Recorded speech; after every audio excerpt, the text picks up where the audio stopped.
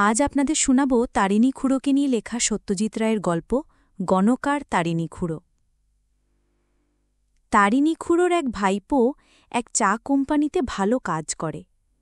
সে খুড়োকে এক tin special কোয়ালিটির চা দিয়েছে।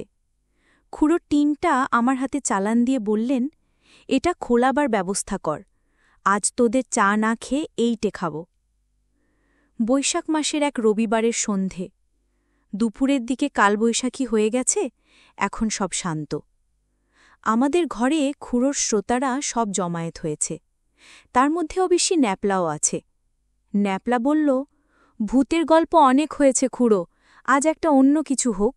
আপনি একবার বলেছিলেন আপনি কিছুদিন গণৎকারী করেছিলেন, তখন একটা আশ্চর্য ঘটনা হয়, সে গল্প কিন্তু আজ অবধি শোনা হয়নি। ও, সে গল্প বলিনি বুঝি? আমরা সবাই একসঙ্গে না বললাম। খুড়ো বললেন, আগে ওই নতুন চাটা একটা চুমুক দিয়ে নি, কাপের ঠোঁট ঠেকাতে না পারলে গল্প খোলে না। 5 মিনিটের মধ্যেই চা এসে গেল, ভুরভুরে সুগন্ধ। খুড়ো ওই গরম চাতেই একটা চুমুক দিয়ে বললেন, বা খাসা চা। তারপর একটা এক্সপোর্ট কোয়ালিটি বিড়ি ধরিয়ে নিয়ে গল্প আরম্ভ করলেন। ঘটনাটা ঘটে নাগপুরে। আমি বোম্বাই গেছিলাম যদি ফিল্মে কিছু কাজ পাওয়া যায়। তার মানে মনে করিস না যে আমার ফিল্মে অভিনয় করার ইচ্ছে ছিল, তা নয় মোটেই। আমি প্রোডাকশন ম্যানেজারের কাজটা ভালো জানতাম, টালিগঞ্জে 2টো ছবিতে ওই কাজ করেছি, তাই সেই দিকেই চেষ্টা করছিলাম। একটা ছবিতে কাজ জুটেও গেল। আমি থাকি ভিলে পার্লেতে, একটা দোতলা বাড়ির একতলায় একটা ছোট ফ্ল্যাটে। পুরো দোতলাটা নিয়ে থাকেন বোম্বের এক বিখ্যাত জ্যোতিষী মুকুন্দ পটবর্ধন। দিশিমতে হাত দেখিয়ে হিসেবে তার খুব নামডাক। আমার প্রতিবেশী, তাই আমার সঙ্গে আলাপ হয়ে গেল। কেন জানি না ভদ্রলোকের আমাকে খুব ভালো লেগে গেল। বললেন, আমি তোমাকে পামিস্ট্রি শিখিয়ে দেব। যে কথা সেই কাজ। কাজের পর রাত্রিরে ভদ্রলোকের ঘরে বসে হস্তরেখা গণনা শিখতে আরম্ভ করলাম। অদ্ভুত সাবজেক্ট, নেশা ধরে গেল। 2 মাসের মধ্যে দেখি আমিও বেশ হাত দেখতে পারছি।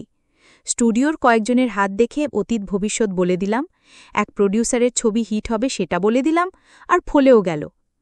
শেষটায় একটা সময় এলো যখন মনে হলো আমি নিজেই এ কাজ করে রোজগার করতে পারি।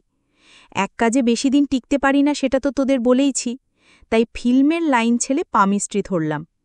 কিন্তু বোম্বাইতে নয়। বোম্বাইতে এ কাজে পটবর্ধন একচ্ছত্র অধিপতি, আমাকে অন্য জায়গা দেখতে হবে। চলে গেলুম নাগপুর। 5 পাগলি অঞ্চলে রাস্তার উপর একটা ঘর নিয়ে দরজার পাশে নোটিশ লটকে দিলুম, এখানে সুলভে হস্তরেখা দেখে ভবিষ্যৎ গণনা করা হয়, বেঙ্গলের বিখ্যাত গণকার ইত্যাদি। দেখতে দেখতে পসার জমে উঠল। এরকম র্যাপিড সাকসেস হবে তা আশা করিনি। 1 বছরের মধ্যে একটা বড় ফ্ল্যাটে উঠে যেতে হলো। একটা বিএ পাস ছোকরা সেক্রেটারি রাখতে হলো। সারা ভারতবর্ষ থেকে হাতের ছাপ আসে, সেই ছাপ দেখে আমি ইংরাজিতে গণনা করি। সেক্রেটারি সেগুলো টাইপ করে যথাস্থানে পাঠিয়ে দেয়। বেশিরভাগ মক্কেলি হচ্ছে ব্যবসাদার, আর তাদের মধ্যে বেশিরভাগই হচ্ছে মারোয়ারি। মাসে রোজগার তখন আমার প্রায় 3000 টাকা, আর আমার বয়স তখন 32, তাহলে কতদিন আগের কথা বুঝতেই পারছিস। এর মধ্যে একদিন এক ভদ্রলোক এলেন, ফর্সা একহারা চেহারা, চোখে চশমা, পরনে বিলেতি পোশাক। বয়স আন্দাজ বছর 30। তিনি তার হাতটা দেখিয়ে বললেন, আমি শুধু একটা জিনিস জানতে চাই, আমি একটা নতুন চাকরিতে জয়েন করছি, সে কাজটা ঠিক হচ্ছে না ভুল হচ্ছে। আমি হাতের রেখা দেখে বললাম, যা করতে যাচ্ছ করো, তোমার নতুন চাকরিতে উন্নতি হবে। ভেরি গুড, বললেন ভদ্রলোক। এবার আমি তোমাকে একটা জিনিস দেখাতে চাই। আমি আগেই লক্ষ্য করেছিলাম যে ভদ্রলোকের কাঁধে একটা নকশাদার কাপড়ের ব্যাগ ঝুলছে। ভদ্রলোক তার মধ্যে থেকে একটা বেশ বড় খাম বার করে তার ভিতর থেকে 1 শীট কাগজ টেনে বার করলেন। কাগজটা পুরনো, তা দেখলেই বোঝা যায়। সেই কাগজে রয়েছে কালো কালিতে একটা রেখা সমেত হাতের ছাপ। ভদ্রলোক সেটা আমার দিকে এগিয়ে দিলেন। কাগজের উপর দিকে ডান কোণায় একটা তারিখ লেখা রয়েছে, সেটা 15 বছর আগের। আমি জিজ্ঞেস করলাম, এটা কার হাতের ছাপ? আমার বাবার, বললেন ভদ্রলোক। একটা পুরনো বাক্স ঘাঁটতে ঘাঁটতে বেরিয়ে পড়ল। মনে হয় এটা উনি নিয়েছিলেন বম্বের গণকাতার পটবর্ধনকে পাঠানোর জন্য, কিন্তু ঘটনাচক্রে সেটা আর হয়ে ওঠেনি। আমাকে কি এখন এই হস্তরেখা দেখে গণনা করতে হবে? হ্যাঁ, বিশেষ কয়েকটা তথ্য। আপনার বাবার বয়স তখন কত ছিল? 50। আমি হাতের রেখা বিচার করে একটা অদ্ভুত তথ্য আবিষ্কার করলাম। ভদ্রলোকের মৃত্যু হয়েছে ওই 50 বছর বয়সেই। সেটা আমি বললাম আমার মক্কেলকে। স্বাভাবিক মৃত্যু কি? জিজ্ঞেস করলেন মক্কেল। আমি আবার ভালো করে দেখলাম ছাপটা। তারপর বললাম, রেখা স্পষ্ট বলছে অপঘাত মৃত্যু, স্বাভাবিক নয়। এ বিষয়ে আপনি নিশ্চিত? অ্যাবসোলুটলি, আমি জোর দিয়ে বললাম। তাহলে আপনাকে ঘটনাটা একটু খুলে বলি, বললেন ভদ্রলোক। আমার বাবার নাম ছিল প্রকাশচন্দ্র মাথুর। আমি বাবার একমাত্র সন্তান। আমার মা আমাকে জন্ম দিতে মারা যান। আমি মানুষ হই এক বিধবা পিসির কাছে। আমার নাম সুরেশ মাথুর। বাবা ব্যবসাদার ছিলেন। বাবার একজন অংশীদার ছিল, নাম গজানন আপটে।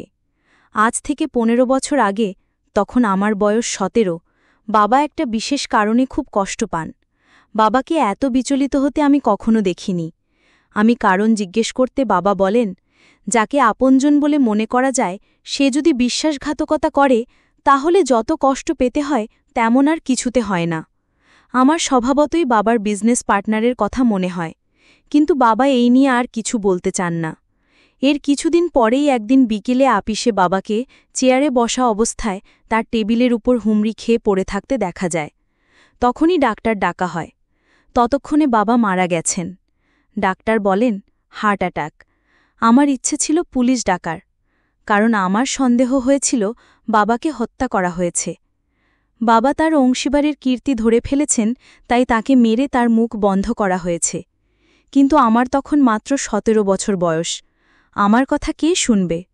আজ আপনার গণনায় জানতে পারছি যে আমার ধারণাই ঠিক ছিল, বাবাকে খুনই করা হয়েছিল। আমি বললাম, যাই হোক, যা হবার হয়ে গেছে। এতদিন আগের খুনের ব্যাপারে আজকে তো আর তুমি কিছু করতে পারবে না। সুরেশ মাথুর ধন্যবাদ দিয়ে আমার পারিশ্রমিক চুকিয়ে দিয়ে চলে গেল। এই ঘটনার প্রায় 6 মাস পরে একদিন হঠাৎ আমার কাছে এক মক্কেল এসে হাজির। বছর 60-62 বয়স, ঘি খাওয়া চেহারা। বললেন তিনি একজন ব্যবসাদার, একটা নতুন ব্যবসায় টাকা ঢালতে যাচ্ছেন। তার ফলাফল কি হবে সেটা জানতে চান। সামনে তার কোনো আর্থিক বিপর্যয় আছে কি? আমি জিজ্ঞেস করতে বললেন, তার নাম গজানন আপটে। আমি তো শুনে অবাক। যাই হোক, মক্কেল তখন তাকে অ্যাটেন্ড করতেই হবে। আমি তাকে আমার ফরাসে বসালাম। তারপর আমার একটা প্রশ্ন ছিল, সেটা করলাম। আপনার বয়স কত? ভদ্রলোক বললেন, 66। আমি হাতের রেখার দিকে মন দিলাম। দেখি যে নতুন ব্যবসা ফাঁদার কোনো প্রশ্ন আসছে না। এই বছরই ভদ্রলোকের মৃত্যু, এবং সেটা অপঘাত মৃত্যু। সেই কথা তো আর তাকে বলতে পারি না। বললাম, তোমার নতুন ব্যবসায় টাকা ঢেলে কোনো সুফল হবে না। তুমি যা করছো তাই করো। তুমি ঠিক বলছ? ভদ্রলোক আবার প্রশ্ন করলেন। আমি কিন্তু অনেক ভেবেচিন্তে এই পন্থা স্থির করেছি। আমি ভদ্রলোককে আবার বারণ করলাম। তার হাতের তেলও আমার সামনে খোলা। আমি তখনও মনে মনে গণনা করে চলেছি। হঠাৎ একটা ব্যাপার দেখে আমি স্তম্ভিত হয়ে গেলাম। ভদ্রলোকের হাতে স্পষ্ট দেখা যাচ্ছে তিনি 15 বছর আগে একটা খুন করেছেন। সাংঘাতিক ফাড়া, কিন্তু সে ফাড়া তিনি কাটিয়ে উঠেছেন, সে কথাও হাতে রয়েছে। আমি অবশ্য এ বিষয়ে আর কিছু বললাম না। ভদ্রলোক আমাকে টাকা দিয়ে আমার কাছ থেকে বিদায় নিয়ে চলে গেলেন। আমি আবার বলে দিলাম যে নতুন ব্যবসায় টাকা ঢেলে কোনো ভালো ফল হবে না। এর 7 দিন পরে সুরেশ মাথুর আবার এসে হাজির। আমি বললাম, কি ব্যাপার? মাথুরকে বিশেষভাবে উত্তেজিত বলে মনে হচ্ছিল। সে বলল যে এর মধ্যে নাকি গজানন আপটের অফিসে গিয়েছিল। আপটে ছিলেন না, কিন্তু তার সেক্রেটারি ছিল। সে তা জেনে শুনেই নাকি মাথুর গিয়েছিল। সেক্রেটারি নাকি 20 বছর ধরে ওই অফিসে চাকরি করছে। তার সঙ্গে কথা বলার দরকার ছিল মাথুরের। মাথুর তাকে তার বাপের মৃত্যুর কথা জিজ্ঞেস করে। সেক্রেটারি বলে তার ঘটনাটা পরিষ্কার মনে আছে। সে প্রকাশ মাথুরের বিশেষ অনুরক্ত ছিল। সে বলে বিকেলে কফি খাবার পরই নাকি প্রকাশ মাথুর মারা যান। সেক্রেটারি সন্দেহ করেছিল যে কফিতে বিষ মেশানো হয়েছে, কিন্তু ডাক্তারের মুখের উপর সে কোনো কথা বলতে পারেনি। তাহলে এখন তোমার কি মতলব? আমি সুরেশ মাথুরকে জিজ্ঞেস করলাম। সুরেশ চাপাস্বরে বলল, আমি বাবার মৃত্যুর প্রতিশোধ নেব। সে কি করে? যে করে হোক। আমি যে ইতিমধ্যে গজানন আপটের হাল দেখেছি আর জেনেছি যে তার আয়ু ফুরিয়ে এসেছে, সে বিষয়ে আর কিছু বললাম না। সুরেশ মাথুর প্রতিশোধের সংকল্প নিয়ে আমার অফিস থেকে বেরিয়ে গেল। এর 3 দিন পরে খবরটা খবরের কাগজে বেরোল, গজানন আপটে খুন হয়েছেন। তিনি ইটওয়ারি রোডে থাকতেন, রোজ সন্ধ্যায় অফিসের পর ঝুমা তালাওয়ের পাশে হাঁটতে যেতেন।